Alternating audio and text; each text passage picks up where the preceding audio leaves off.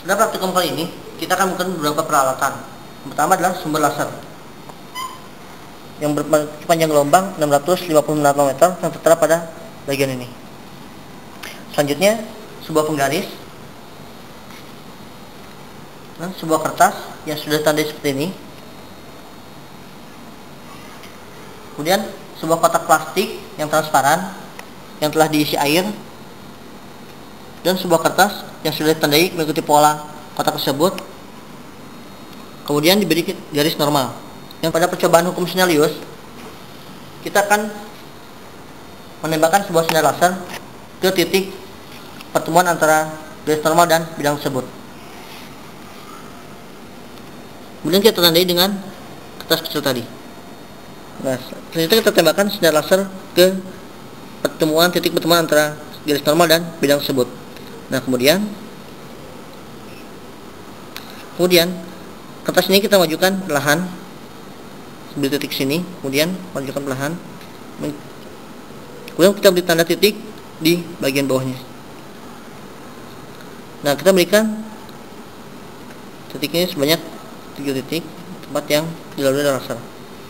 Oke, kemudian di belakang pada permukaan selanjutnya, di belakangnya kita berikan tanda yang sesuai dengan titik laser tersebut sebanyak 3 titik. Setelah kita mendapatkan titik tadi, titik pada sudut datang dan pada bagian yang sudah melewati air, maka kotak tersebut kita angkat. Nah, selanjutnya titik-titik tersebut kita tarik garis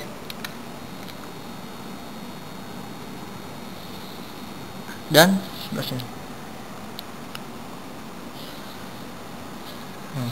Selanjutnya kita namakan sudut di antara garis normal dan trek ini, kita namakan θ1 itu sebagai sudut datang. Selanjutnya kita buat garis normal di antara titik pembiasan tersebut.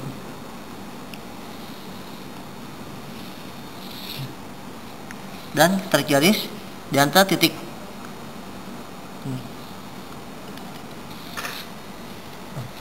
Selanjutnya kita tarik garis ini.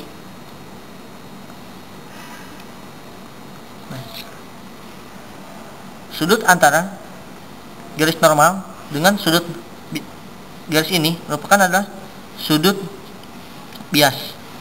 Kita namakan θ2.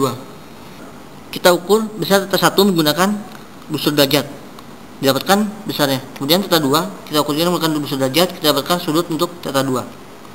Setelah itu, oleh persamaan hukum Snellius, di mana n1 sin θ1 sama dengan n2 sin θ2.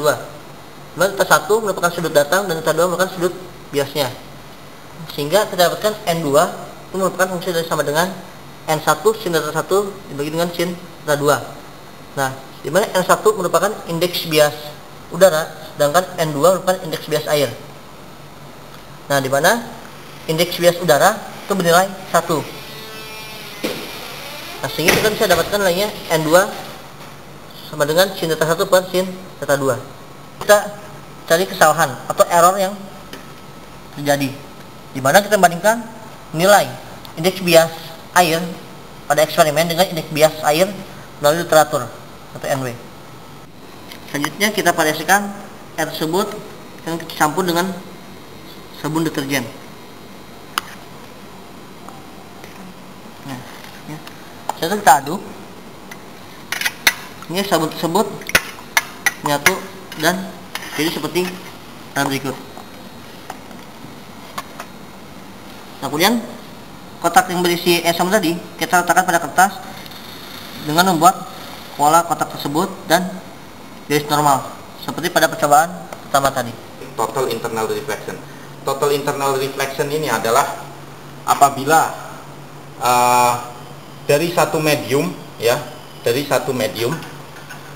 N1 menuju medium lain N2 ya, apabila ada cahaya datang dengan sudut tertentu ya, θ1, maka secara umum cahaya tersebut akan diteruskan sebagian, kemudian juga sebagian ada yang dipantulkan ya.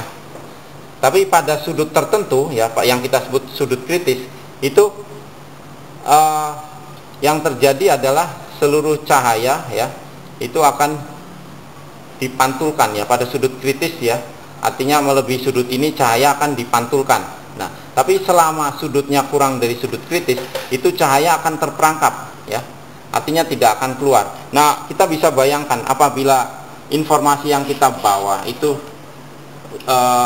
dibawa oleh cahaya itu sudutnya kurang dari sudut kritis, maka akan terperangkap ya. Maka gangguan-gangguan eksternal seperti cuaca dan sebagainya bisa kita hindari ya. Jadi pada total internal reflection, kalau kita bayangkan misalkan di fiber optik ya, itu ini sinyal pembawa cahaya, sinyal pembawa atau cahaya pembawa informasi ya. Maka apabila sudutnya melebihi sudut kritis, ini akan terperangkap di dalam, sehingga kita bisa berharap seluruh informasi tersampaikan dengan baik ya, tidak ada yang hilang.